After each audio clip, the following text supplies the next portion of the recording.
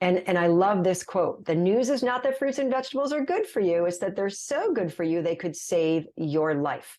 And this was printed in Time magazine like 20 years ago. So we've known this stuff for a long time. And complex carbohydrates will keep you thin and well-nourished. And here's a nice list. Here's whole grains. There's a whole bunch of them, right?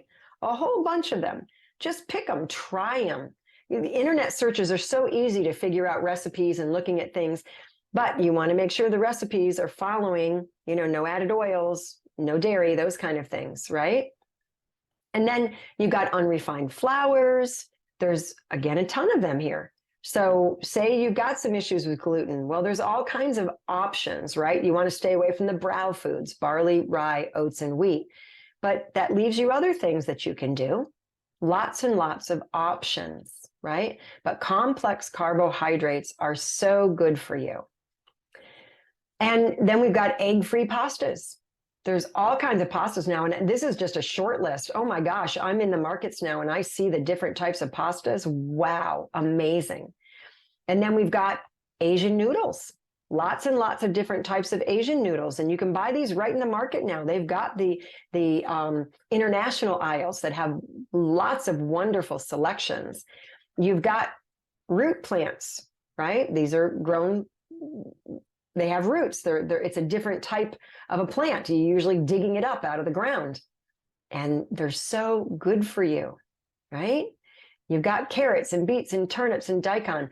They're low in carbs and calories, so you don't want to consider these starch staples, which means if half your plate is carrots and the other half is like broccoli, well, guess what? You're going to be chewing off your arm in about an hour because it's not enough calorie density to keep you going for a while, right? You want the more dense starches. So we're talking about winter squashes. They provide a lot more calorie density. Summer squashes, like zucchini or yellow squash, you don't want that to be the center of your meal because, again, you're going to be chewing off your arm. You're going to be starving. There's just not enough there, right?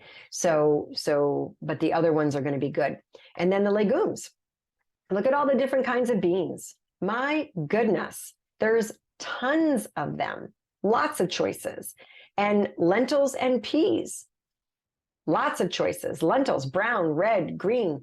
I love lentils. I could live on them. There's so many things you can do with them.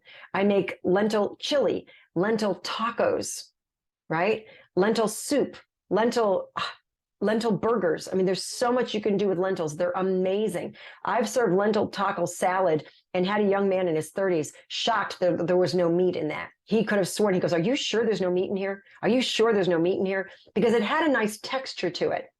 And the flavors were just like you were eating taco meat, but there was no fake meat in there, right? So lots of things we can do.